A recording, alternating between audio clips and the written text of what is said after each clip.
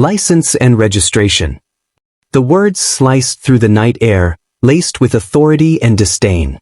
Judge Russell Brooks, a distinguished black jurist known for his unwavering commitment to justice, looked up from his steering wheel, the flashing red and blue lights reflecting off his windshield.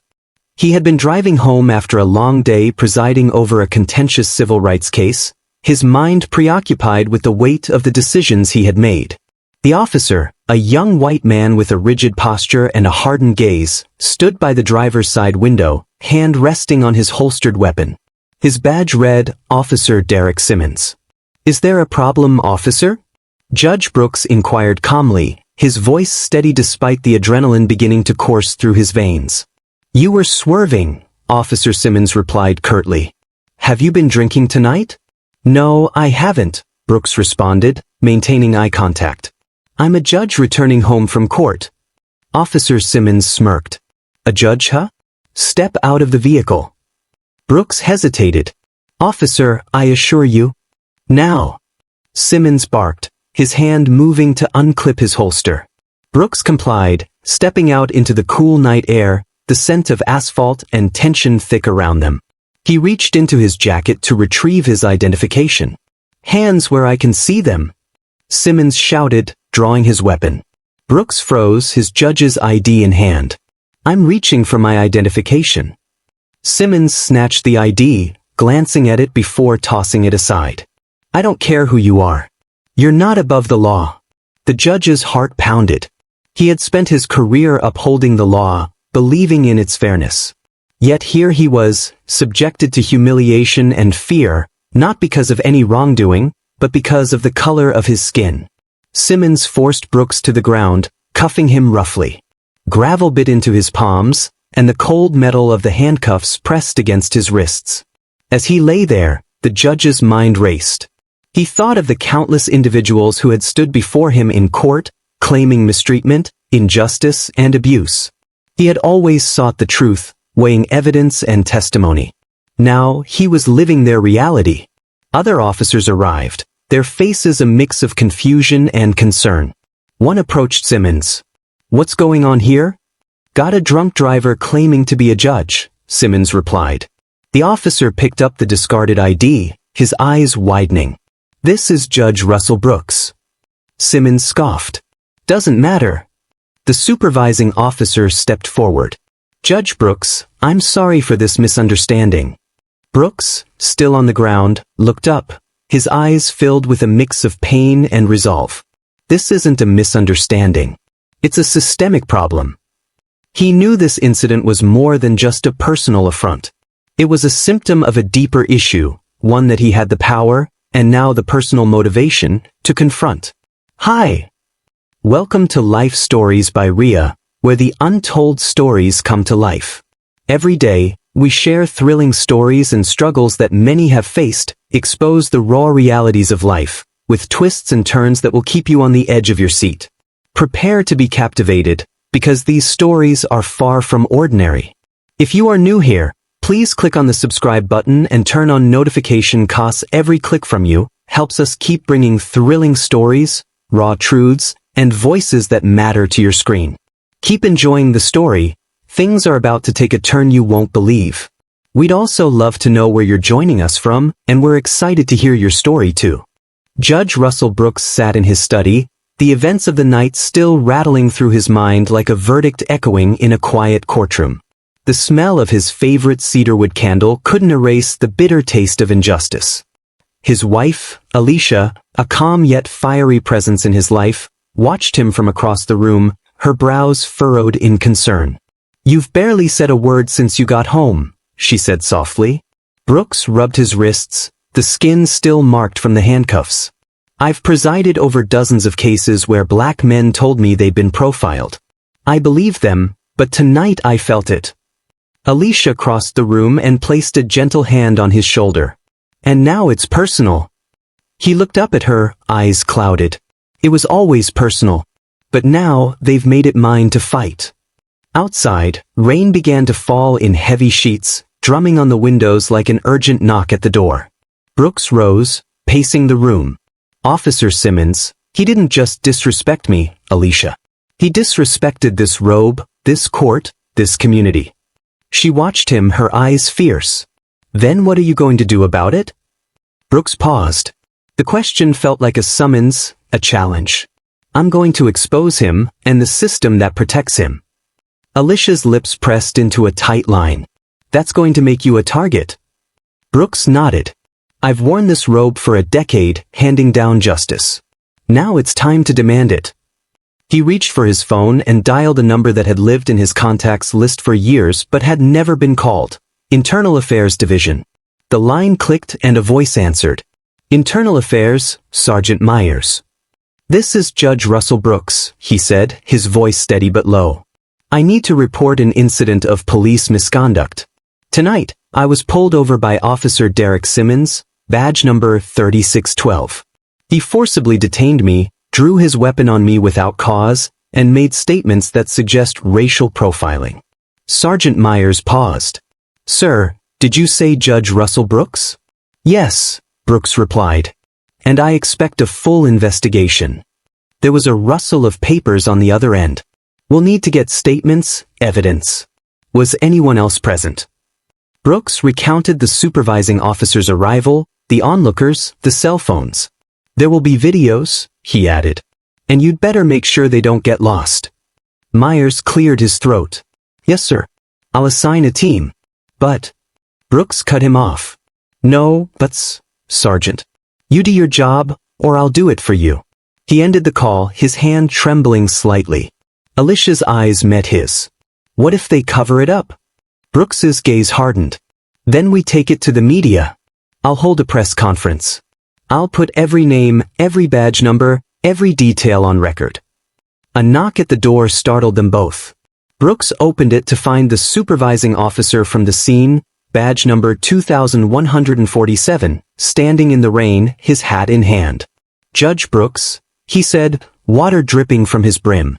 I had to come. I saw what happened tonight. That wasn't right. Simmons, he's been a problem for a while. I just didn't think. Brooks stared at him. You didn't think it would happen to someone like me? The officer looked down.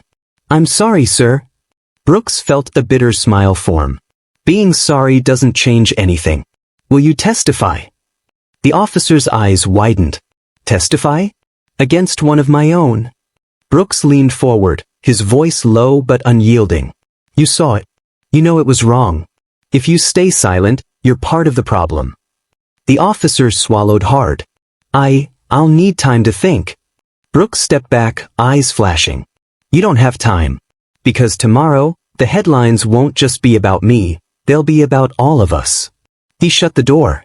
Rain pounded harder, as if the sky itself had joined the fight. Alicia came to his side, her eyes filled with both fear and pride. You're going to war, she said. Brooks's voice was calm, resolute. No. I'm going to court. Outside, Officer Simmons sat in his cruiser, watching Brooks's house through the downpour. His jaw clenched as he muttered into his radio. He's making a mistake. And somewhere in the shadows of the department, men in suits began to whisper. The fight was just beginning. The cold metal of the handcuffs bit deeper into Judge Russell Brooks's wrists as the supervising officer helped him to his feet. The smell of gasoline and asphalt hung in the air, mingling with the bitterness that now filled Brooks's chest. Are you all right, sir? The supervising officer asked, his tone a mixture of apology and caution. Brooks flexed his wrists, the cuffs leaving angry red marks. No, he said quietly. No, I'm not all right. Simmons, still standing tall with a defiant smirk, crossed his arms. You're lucky you're not in the back of my car right now. The supervising officer shot him a sharp look. Simmons, stand down. But Simmons barely blinked. He was swerving. Could have been drunk. Brooks's eyes, usually warm and patient in the courtroom, now burned with fury. I told you I wasn't drinking. I was driving home from court. My name is Judge Russell Brooks. Maybe you've heard of me. Simmons scoffed. Name doesn't mean anything out here. Everyone's the same when they break the law. The supervising officer's voice trembled with exasperation. That's enough. Judge Brooks, would you please come with me to the squad car so we can get this sorted? Brooks stood his ground. "I want your badge number," he said, voice low but powerful. "Then his. Right now." A small crowd had begun to gather at the edge of the street. Neighbors, passers-by, cell phones in hand. Faces in the glow of streetlights wore expressions of concern and disbelief. Simmons's jaw clenched. "You think you can intimidate me? I'm doing my job." Brooks took a slow, steady breath. Doing your job should never mean violating someone's rights. The supervising officer, badge number 2147, handed Brooks a small notepad. "Here's mine. And his. We'll be investigating this." Brooks stared at the numbers, his pulse loud in his ears. He'd heard countless cases in his courtroom, where men and women described nights like this, nights of fear, of anger, of humiliation. He'd always listened with empathy, but now he was living it. A voice from the crowd cut through the tension. "Yo, that's Judge Brooks, Manitoba. The one from the news. You know he's good people." Brooks felt a tremor of relief, but also a pang of grief. Why did it take a title to make him human in the eyes of strangers? "Officer Simmons," Brooks said, his voice ice. "You're going to remember this night. Because I promise you, so will everyone else." Simmons's smirk faltered, his posture stiffening as the weight of the moment began to sink in. The supervising officer cleared his throat. "Judge Brooks, let's get you uncuffed and into my car. We'll file a report and make this right." Brooks raised his chin, his eyes unwavering. "No. I'll walk." He turned, his steps deliberate and strong, the onlookers parting like a tide. He walked past them, each face a reflection of the injustice he'd just endured, and the promise that he would not let this pass unchallenged. The supervising officer followed, his steps uncertain. "Judge Brooks, please, let us escort you. For your safety." Brooks paused. "My safety was compromised the moment your officer saw my skin before he saw my humanity." He continued down the street, the darkness stretching ahead of him, each footstep echoing the promise that this would not end here. In his mind, courtroom walls rose around him, familiar and safe. There he was respected. Here, he was just another black man on the side of the road. He felt the weight of every defendant he'd ever listened to. Every mother who cried. Every father who pleaded. Every son who couldn't understand why the world treated him like less than a man. "They're counting on me," he thought, "to make sure this system sees them. All of them." Behind him, Simmons watched with narrowed eyes, arms crossed tight. "He thinks he's above the law," he muttered under his breath. The supervising officer shook his head. "No, Simmons. He's holding the law accountable. And maybe that's what this place needs." The crowd began to disperse, but not before someone whispered, "You picked the wrong one tonight, Officer Simmons." Brooks felt the words like a promise. And as he disappeared into the night, he vowed to make them true. The morning sun filtered through the blinds of Judge Russell Brooks's study, casting long shadows across the room. The events of the previous night replayed in his mind like a haunting melody. Despite his esteemed position, he had been reduced to just another black man subjected to unwarranted suspicion and aggression. Alicia entered the room, holding 2 cups of coffee. "You didn't sleep," she observed, handing him a cup. Brooks took the cup, nodding. "Too much on my mind. Have you decided on your next step?" He sighed. "I need to ensure this doesn't get buried. Officer Simmons's actions can't be dismissed as a mere misunderstanding." Alicia sat beside him, placing a comforting hand on his. "Then let's make sure it doesn't." Brooks spent the day drafting a detailed account of the incident, ensuring every detail was meticulously recorded. He included timestamps, descriptions, and even the badge numbers of the officers involved. He knew the importance of documentation. Without it, stories like his often faded into obscurity.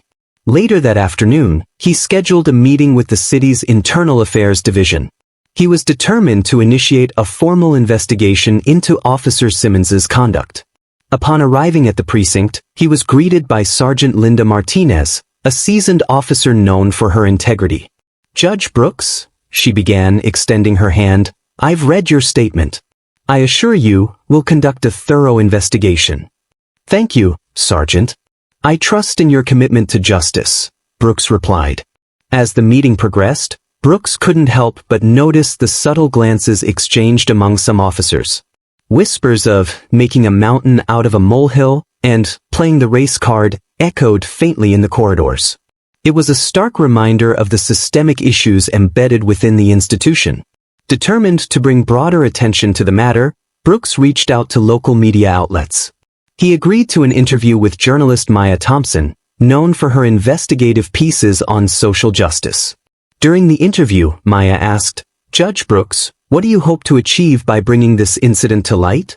Brooks responded, "I want to shed light on the biases that persist within our law enforcement agencies. If this can happen to me, a judge, it can happen to anyone." The interview aired that evening, sparking widespread discussions across the city. Community leaders, activists, and citizens voiced their concerns, demanding accountability and reform. However, not everyone was supportive. Some accused Brooks of overreacting, suggesting he was leveraging his position for personal gain. Threatening letters and anonymous calls began to flood his office. One evening, as Brooks was leaving the courthouse, he noticed his car tires slashed. A note was left on the windshield, "Stay silent or else." Undeterred, Brooks intensified his efforts. He organized community forums, inviting citizens to share their experiences with law enforcement. Stories of racial profiling, unwarranted stops, and excessive force emerged, painting a grim picture of the systemic issues at hand. Through these forums, Brooks connected with Officer James Harris, a black officer who had faced discrimination within the force. Harris provided insights into the department's internal culture, revealing a pattern of protecting officers like Simmons while silencing dissenting voices. With mounting evidence, Brooks prepared to file a formal complaint against the department, not just for the incident involving him but for the broader systemic failures.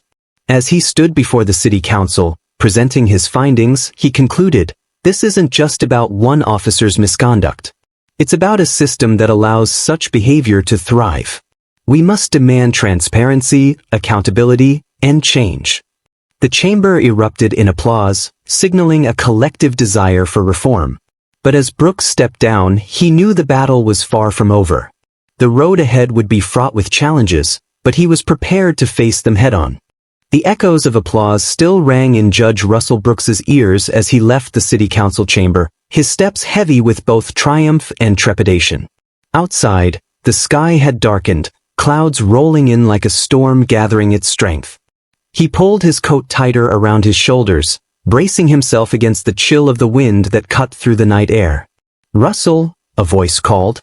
He turned to see Maya Thompson hurrying toward him, her press badge glinting in the glow of the streetlights. Her face was set with determination, her eyes bright with curiosity and concern. "Your speech was incredible," she said, falling into step beside him. "But you're stirring up a hornet's nest.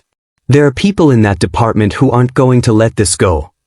Brooks sighed, the weight of it pressing down on him like the robe he wore every day. "I know, but I can't turn back now. If I let fear silence me, I'll be no better than the system I'm fighting." Maya nodded, her expression resolute. "I'll stand with you. People need to see the truth." They reached the parking lot, where Brooks's car sat under the dim glow of a street lamp. A quick glance revealed the damage, both side mirrors shattered, and a deep scratch that ran the length of the driver's side door. His stomach lurched. "Looks like someone wanted to send a message," Maya muttered. Brooks clenched his jaw. "Cowards," he spat. Before he could say more, the flash of blue and red lights filled the night. A patrol car pulled up, its tires crunching on the gravel. Officer Simmons stepped out, his face shadowed but unmistakable. Well, Simmons drawled, his voice dripping with false sympathy. "Tough night, Judge?" Brooks's hands curled into fists at his sides. "What do you want, Simmons?" Simmons leaned against the car, arms crossed. "Just making sure you're safe. You know, since you've made it your mission to slander the fine men and women of this department." Brooks took a step forward, his voice low and controlled. "Your badge doesn't give you the right to terrorize people. I've filed the complaint, and I've spoken to internal affairs. It's only a matter of time before the truth comes out." Simmons's eyes glinted with malice. You think the system is going to save you? Let me tell you something, Judge. Systems protect their own. People like you? You're an outsider. Always will be. Before Brooks could respond, Maya stepped between them, her phone recording. Everything you're saying is on the record, Officer Simmons. Simmons's smile vanished. He took a step back, his hand instinctively brushing his holstered weapon. You're making a big mistake, lady. Maya didn't flinch. The only mistake would be letting you intimidate us into silence. Brooks felt a swell of pride and worry. Maya was putting herself at risk. He placed a hand on her shoulder. Thank you, Maya. But be careful. He's dangerous. She nodded, eyes fierce. So am I. Simmons spat on the ground, eyes flicking between them. You think you're safe behind that robe and that press badge? You're not. And your little crusade? It's going to end. With that, he turned and stalked back to his cruiser, the engine roaring to life before he sped off into the darkness. Brooks exhaled, his heart pounding. He's more than just a bad cop, he murmured. He's a symptom of a disease that's been festering for too long. Maya slipped her phone into her bag. Then let's expose it.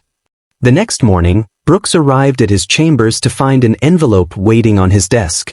No address, no return label, just his name in block letters. His fingers trembled slightly as he tore it open. Inside, a single photograph, a shot of his house at night, lights blazing inside. Across the bottom, a message scrawled in black marker. We see you. Watch your back. He felt the blood drain from his face. A cold sweat broke across his brow. He forced himself to breathe, to steady the panic rising in his chest. He picked up the phone and dialed Internal Affairs. Sergeant Myers answered on the second ring. Sergeant, I've received a threat, Brooks said, his voice steady despite the tremor in his hand. I want it documented. And I want to know how the hell Officer Simmons still has a badge. Myers's voice was calm but tinged with resignation. Judge Brooks, we're investigating. But the process takes time. Time? Brooks snapped. Every minute he's on the street is another minute someone else suffers. Myers sighed. I understand. But the department is complicated. Layers of bureaucracy. Red tape. Brooks slammed the phone down. He couldn't afford to wait. That evening, at a community forum in a local church, Brooks stood before a packed room. Men and women of every age and background leaned forward, hanging on his every word. This isn't just about me, he said, his voice strong. It's about every single one of us who's been made to feel powerless. It's about a system that looks the other way while officers abuse their authority. And it's about saying, no more. A ripple of applause grew into a standing ovation. In the front row, Maya recorded every word, her camera a silent witness to the power of the moment. But at the back of the room, a man in plain clothes slipped out, his face shadowed, his phone pressed to his ear. Yeah, he whispered. He's stirring up trouble. We're gonna need to handle it. As Brooks left the forum, Maya caught up to him. That was incredible, she said breathlessly. But you need to be careful. People are getting nervous. Brooks nodded, a steely determination in his eyes. Good. They should be nervous. Because I'm not stopping until the system is held accountable. A sudden noise, like a car backfiring, echoed down the street, making them both jump. Brooks scanned the darkness, every muscle tense. Judge Brooks, Maya said, her voice low. You're making enemies. Big ones. Brooks met her gaze. Then let them come. I've spent my life defending the law. Now it's time to demand the law defend us. Maya nodded, her face a mask of determination. Then let's make sure the world is watching. They walked on, the streetlights casting long shadows in their wake, shadows that hinted at the darkness yet to come. Russell Brooks hadn't slept. The threat note from the night before still sat on his kitchen counter, its message a stark reminder that his fight for justice had grown teeth, and the enemy was no longer lurking in the shadows. It was here, staring him down with every creak in the floorboards, every flicker of the streetlight outside. He sipped cold coffee, its bitterness matching the acidic churn in his stomach. Alicia, his anchor through all of this, stood across from him, her arms folded, her expression a mask of concern. "You can't do this alone, Russell," she said quietly. "I'm not alone," he replied, though he wasn't entirely sure he believed it. Maya's voice crackled through his phone speaker. "Judge Brooks, the story is going national. CNN wants an interview. They're calling it a test case for racial justice in law enforcement." Brooks sighed. "That's exactly what it is." Maya hesitated. "But you need to know something. I got a tip from a source inside the department. Someone is trying to sabotage the internal affairs investigation. They're burying evidence." Brooks's chest tightened. "What do you mean?" "Witness statements are disappearing. Body cam footage from that night is missing." Brooks's mind reeled. He'd counted on the process, the system. But the system was eating itself, feeding on its own corruption. "Meet me in an hour," he said. "We need to talk." At the small downtown diner, Brooks found Maya in a corner booth, her laptop open, the glow highlighting the worry lines on her face. "I cross-checked the body cam files," she began, her voice low. "Simmons's footage was marked corrupted in the system twice. But I found a backup file in the cloud archive. I have it." She turned the laptop to face him. The screen flickered to life, a shaky but clear video of Simmons pulling Brooks over, his voice dripping with condescension. "License and registration," Simmons sneered, hand on his holster. Brooks watched his own face on the screen, calm, collected, every word measured. "Is there a problem, officer?" Simmons's voice spat venom. "You people always think you're above the law." Brooks's jaw clenched. Even after hearing it a dozen times in his head, seeing it confirmed in digital ink made his blood boil. "This," Maya whispered, "is the evidence they tried to erase." Brooks closed the laptop gently, his mind a swirl of anger and strategy. "We need to go public with this." Maya's eyes widened. "Are you sure? This will paint a target on your back." Brooks leaned back, his eyes hard. "The target's already there. At least now, the world will see it too." That night, Brooks stood in front of the courthouse steps, reporters clustered at the base, cameras rolling. Rain misted the air, catching the light in delicate silver threads. "Tonight," he began, voice steady, "I stand before you not as a judge, but as a citizen who was stripped of his dignity by an officer who abused his power." The cameras zoomed in, capturing every word. "But I also stand here armed with the truth. Evidence that this was not a misunderstanding, but a deliberate act rooted in prejudice." He held up a flash drive. "This drive contains the body cam footage Officer Simmons tried to erase. It captures every word, every threat, every ounce of contempt." Gasps rippled through the crowd. Reporters whispered, cell phones flashing as they typed furiously. Brooks continued, "I'm submitting this to the Department of Justice. If our local system can't police itself, then it's time for a higher authority." As he spoke, Alicia watched from the sidelines, pride and worry warring in her eyes. Back at the station, Officer Simmons seethed in the locker room, his face red with anger. His partner, Officer Jenkins, leaned against a row of lockers, arms crossed. "He's making us all look bad," Simmons spat. Jenkins shook his head. "He's making you look bad. You brought this on yourself." Simmons's eyes narrowed. "You think he's a hero? He's trying to burn this department down." Jenkins shrugged. "Maybe it needs to burn. And maybe we need to let it." Simmons lunged, grabbing Jenkins by the collar. "You gonna testify against me?" Jenkins pulled free, his eyes cold. "I already did." Simmons's face went pale. At home, Brooks and Alicia sat in the quiet aftermath of the press conference. The phone wouldn't stop ringing. Reporters, lawyers, civil rights activists. But amid the noise, a new sound broke the calm, the sharp rap of knuckles against the front door. Brooks answered it to find Officer Jenkins standing on his porch, rain dripping from the brim of his cap. "Judge Brooks," Jenkins began, his voice rough. "I came to say I'm sorry. I should have stopped Simmons that night. I should have spoken up sooner." Brooks studied the man, weighing his words. "It takes courage to stand up now. But this isn't about me anymore. It's about fixing the system." Jenkins nodded. "I want to help. Whatever it takes." Brooks extended his hand.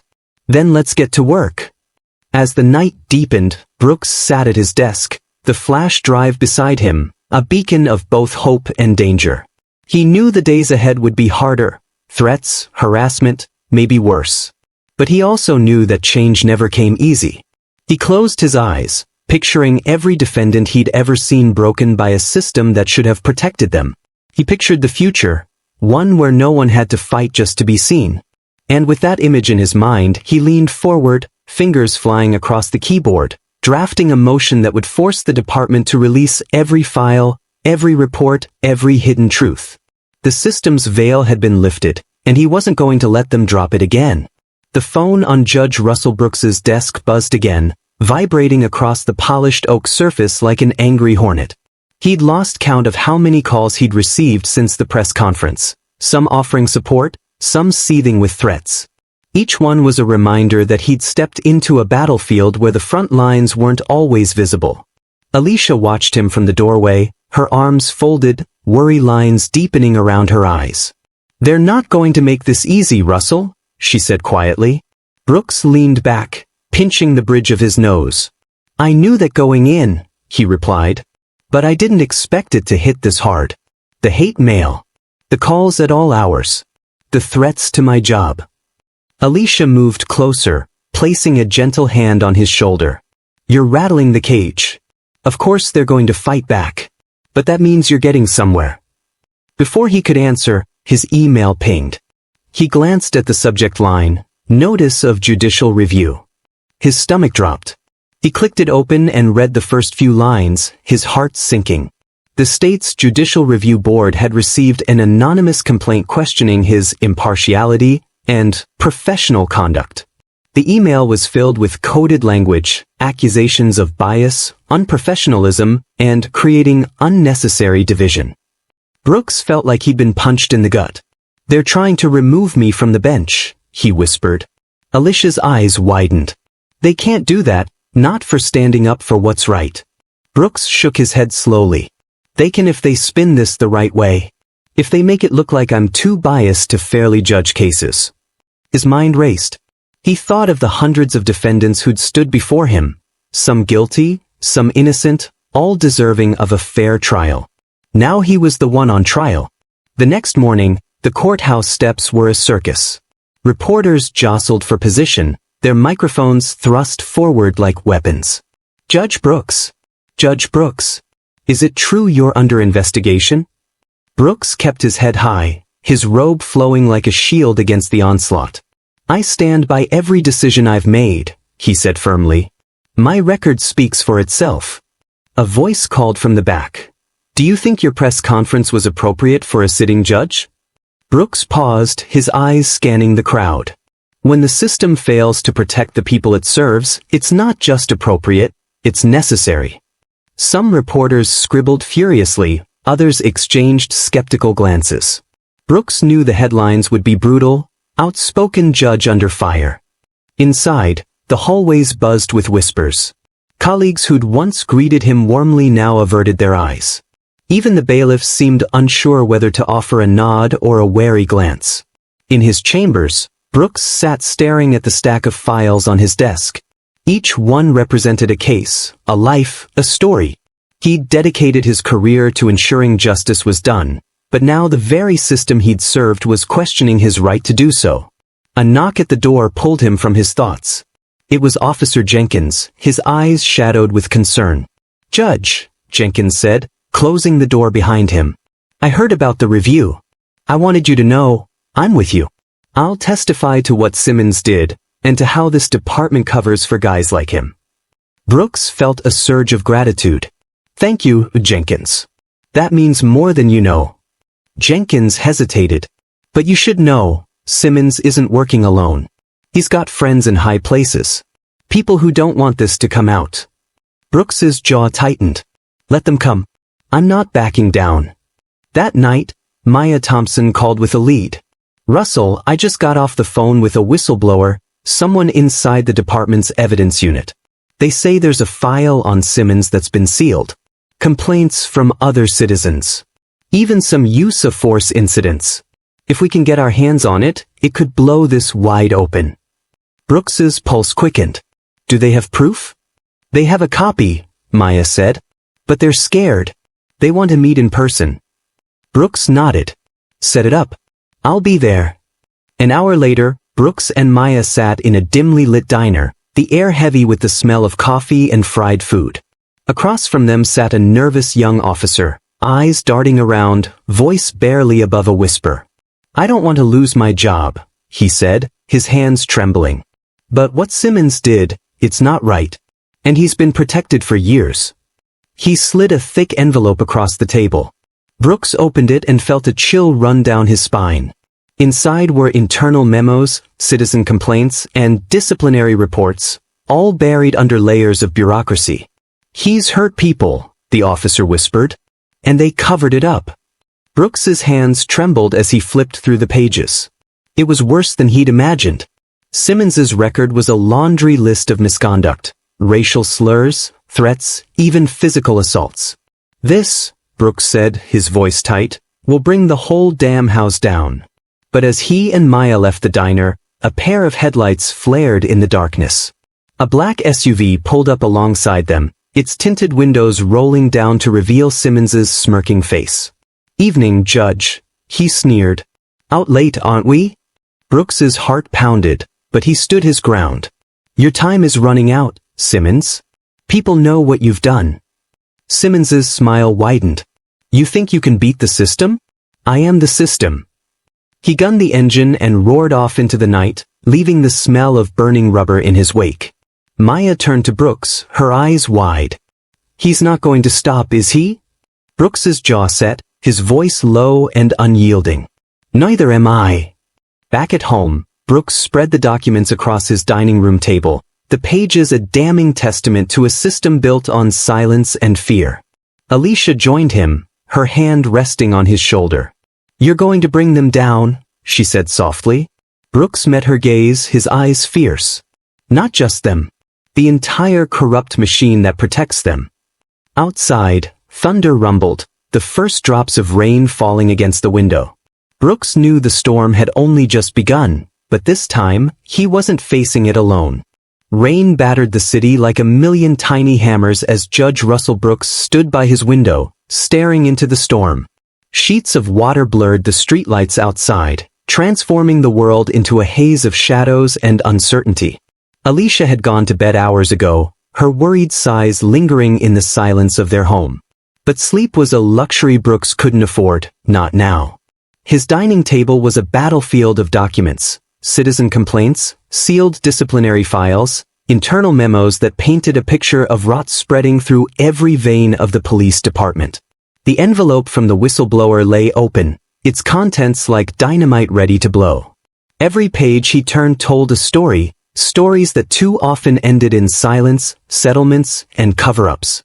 Stories of men and women who'd been stopped for no reason, threatened, abused, left to fight a system that never intended to listen. And then there was Officer Simmons.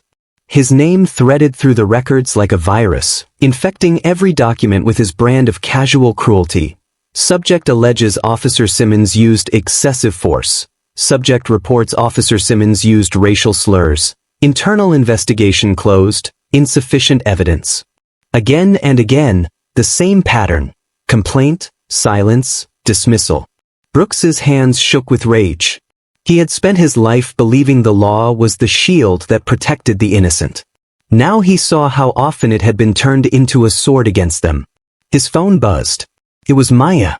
Russell, she said, her voice low and urgent, you need to see this. Within minutes, she was at his door, soaked from the rain, laptop in hand. She set it on the table and opened a file marked Evidence Download, Simmons Body Cam Archive. You remember the footage we found before? She asked. Brooks nodded, his jaw tight. The one he tried to erase. There's more, she said. A lot more. She clicked play. The screen showed Simmons on a routine patrol, except what he called routine would make any judge's blood run cold. Simmons pulled over black drivers for minor infractions, his voice dripping with disdain as he demanded IDs, searched cars without cause, threatened arrests. In one clip, he leaned into a car window, smirking. "You people think you own the road? Guess again." Brooks's heart pounded. The video was time-stamped just weeks before his own encounter. Maya's hands trembled as she navigated through the files. "It's a pattern, Russell. It's not just you. He's been targeting people like you for years, and he's been protected every time." Brooks felt a wave of nausea. How did no one stop him? Maya shook her head. Internal Affairs buried it. Every single time. Brooks leaned back, his mind whirling. "We need to make this public. Not just the footage from my case, but everything. The city has to see what's been happening under their noses." Maya nodded. "I can get this to the local news, the national news, social media, everywhere." Brooks's eyes hardened. "Do it. And tonight. Before they have a chance to bury it again." The sun was just starting to rise as Brooks and Maya stood on the courthouse steps, addressing a small army of reporters who'd gathered in the drizzle, drawn by Maya's breaking news alert. "Ladies and gentlemen," Brooks began, his voice steady but fierce, "what you're about to see is proof that the system we trust to protect us has failed. That the very people sworn to serve and protect have instead preyed upon the citizens they're meant to defend." Maya stepped forward, holding up a flash drive. This contains hours of footage showing Officer Simmons targeting drivers of color, using threats, intimidation, and illegal searches. And every time, Internal Affairs let him walk away. Gasps rippled through the crowd as camera flashes exploded like fireworks. Reporters shouted questions, but Brooks raised his hand. "I've submitted a motion demanding a federal investigation," he continued. "This ends now. No more silence. No more fear. Justice will be served." Inside the station, Officer Simmons watched the press conference on the break room TV, his jaw clenched so tight it could have cracked stone. Officers around him shifted uncomfortably, avoiding his gaze. "You see what he's doing?" Simmons snarled. "He's turning this into a circus." His partner, Jenkins, shook his head. "No, man. He's shining a light. And maybe it's about time." Simmons's eyes flared with fury. "You think he's a hero? He's a threat. And threats need to be handled." He stormed out of the room, slamming the door behind him. By afternoon, Brooks's motion had set off a political firestorm. The mayor's office issued a statement promising a thorough review, while the police commissioner scrambled to control the narrative. But Brooks knew better. He'd read too many statements, seen too many promises fade to dust. That evening, Alicia sat with him on the couch, their fingers intertwined. "You've started something they can't stop now," she said. Brooks's eyes were tired but resolute. "They'll try. But the truth is out. And the people won't let it go back into the shadows." A knock on the door shattered the quiet. Brooks stood, heart hammering. He opened it to find Jenkins standing there, eyes downcast. "I had to come," Jenkins said. "Simmons knows about the files. He's planning something. He's dangerous, Judge. You need to watch your back." Brooks's stomach turned to ice. "I've faced men like him in court, but I've never faced them like this." Jenkins met his eyes. "He's not just one man anymore. He's the face of a system that's scared of losing its power. You need to be ready." Brooks nodded, his mind a steel trap. "I am. And I'm not backing down." That night, as Brooks stood at his window watching the rain wash the city clean, he knew the fight had reached its tipping point. The system was exposed, its sins laid bare. And though Simmons and his allies would fight tooth and nail to keep their power, Brooks felt the tide shifting. For the first time since that night on the roadside, he felt something close to hope. The battle was far from over, but now, at least, it was being fought in the open. Rain fell like silver needles as Judge Russell Brooks drove through the city streets, each drop a reminder of the storm that raged outside, and the one building inside him. The dashboard clock glowed 8:17 p.m. He'd spent the day meeting with lawyers, community leaders, and the Department of Justice, each conversation like a battle in the larger war for accountability. His phone buzzed on the passenger seat. The text from Maya lit the screen. "Need to see you. Urgent. Meet me at the community center." He turned the wheel, tires hissing on the wet pavement, heart pounding. The community center had become a hub of resistance since his press conference. Activists gathering, neighbors sharing stories, volunteers printing flyers. But tonight, it felt like a fortress. As he parked, he saw Maya standing near the entrance, her laptop bag slung across her chest. Her face was pale, eyes darting nervously. "Maya," he called, striding through the rain. "What's wrong?" She pulled him inside, voice low and urgent. "Russell, it's bigger than we thought. I've been digging through the internal documents the whistleblower gave us. There's a network, higher-ups in the department, the union, even some local politicians, protecting Simmons. They've been burying complaints, intimidating witnesses, and covering up evidence for years." Brooks felt the air leave his lungs. "How deep does it go?" Maya's voice trembled. "Deep enough that some of these people have connections to the Judicial Review Board. The ones reviewing your case." Brooks closed his eyes, the weight of it pressing him down like a lead blanket. "So they're trying to silence me while protecting him." She nodded. "And they're good at it. But we have the evidence now. And the community is with us." Just then, the center's double doors burst open, and Officer Jenkins hurried in, water streaming from his uniform. His eyes were wide with panic. "Judge," he gasped. "They're moving against you. Internal Affairs is being pressured to drop your complaint. They're saying you're biased, that you've got a vendetta. And they're using your press conference as proof you can't be impartial."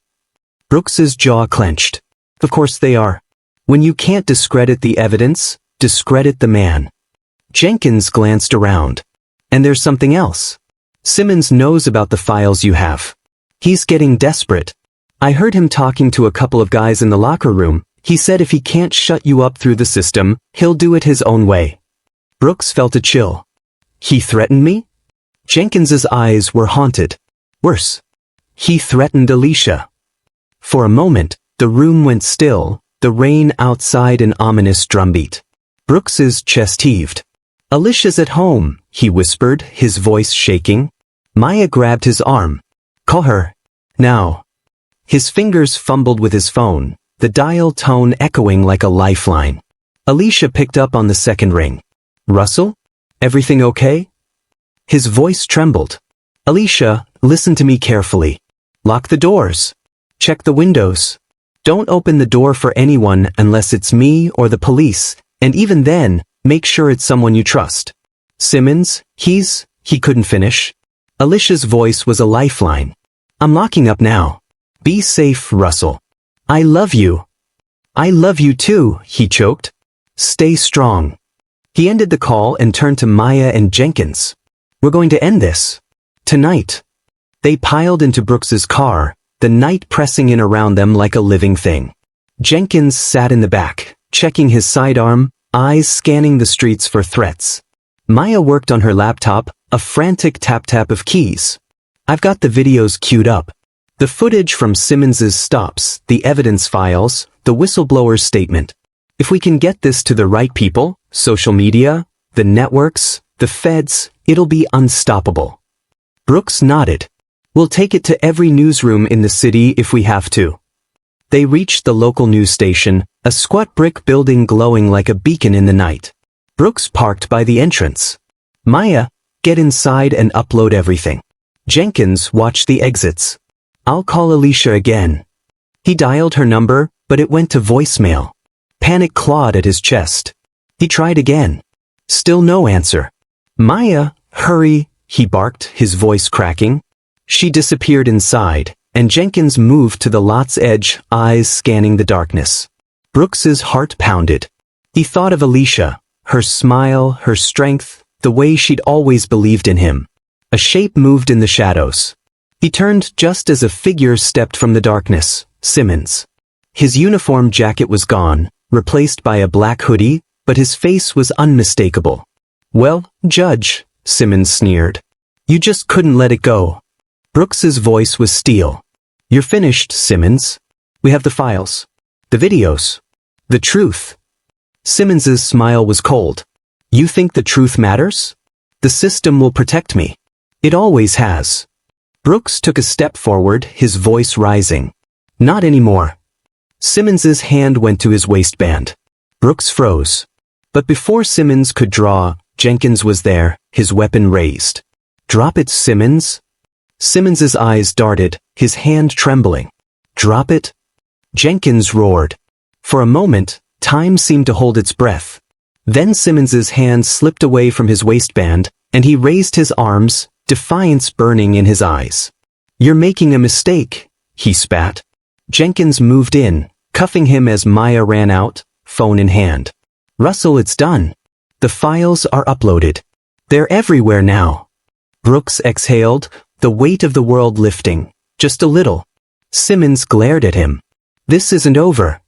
Brooks met his gaze, unflinching. "No, Simmons. This is just the beginning." That night, Brooks and Alicia stood together at their window, watching the city lights flicker in the rain. "It's out there now," Brooks said quietly. "The truth. The world will see." Alicia leaned her head against his shoulder. "And you showed them that no one is above the law." He wrapped his arm around her, his heart finally steady. Not even the system itself. Outside, the rain washed the city clean. The courthouse steps gleamed under the midday sun, a stage set for the final act in a story that had refused to be silenced. Judge Russell Brooks stood at the top, his robe flowing like a banner of defiance. Below, the crowd waited, faces turned upward in hope, in anger, in the raw need for closure. Inside, the courtroom had been packed from the first gavel strike. Reporters filled the aisles, cameras rolling to capture every word. Officer Simmons sat at the defense table, his once arrogant posture now slumped, eyes darting like a caged animal. Brooks's hands rested on the bench, the weight of the moment pressing into his bones. He had spent sleepless nights reviewing the evidence, listening to testimonies of those who had suffered at the hands of men like Simmons. Their voices had carried him to this moment, this chance to prove that justice could, at last, be more than a word. He cleared his throat, his voice steady as he spoke. Today, this court has not only weighed the actions of Officer Derek Simmons but also confronted the culture that allowed his abuses to persist. This is not simply a trial of one man. It is a trial of a system that has too often turned a blind eye to injustice. Murmurs rippled through the room. Brooks let the silence stretch, each second a reckoning. "Officer Simmons," he continued, "the evidence presented is undeniable. You used your badge as a weapon against those you were sworn to protect. You betrayed the trust of your community, your colleagues, and the very ideals you claimed to uphold. Therefore, this court finds you guilty on all charges." A collective breath seemed to leave the room. Some gasped. Some wept. Simmons's head dropped, his mask of arrogance finally broken. Brooks leaned forward, his eyes scanning the room. "Let this verdict stand as a message: no one is above the law. Power without accountability is tyranny, and this court will not be complicit in that." Outside, the crowd erupted, their voices a symphony of relief and vindication. But Brooks knew the fight wasn't over.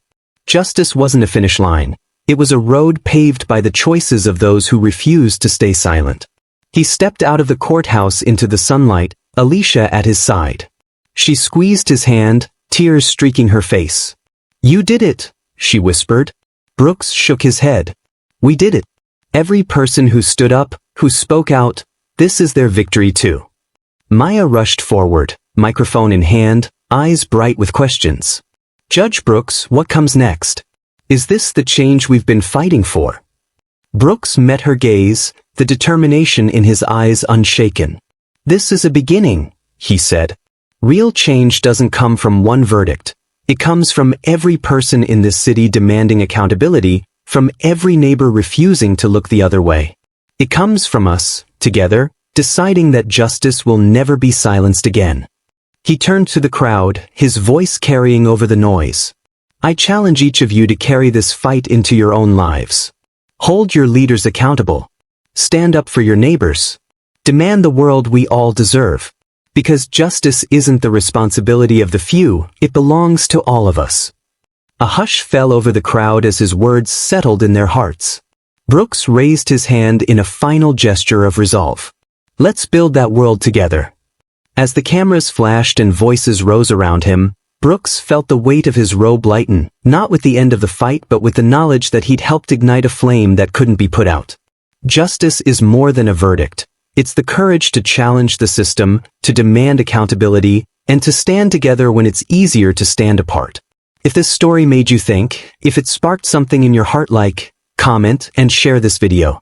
Subscribe to this channel for more stories that challenge, inspire, and bring us closer to a world where justice truly belongs to all. What do you think? Has the system changed enough? Or is this just the beginning? Share your thoughts below. Let's talk about it.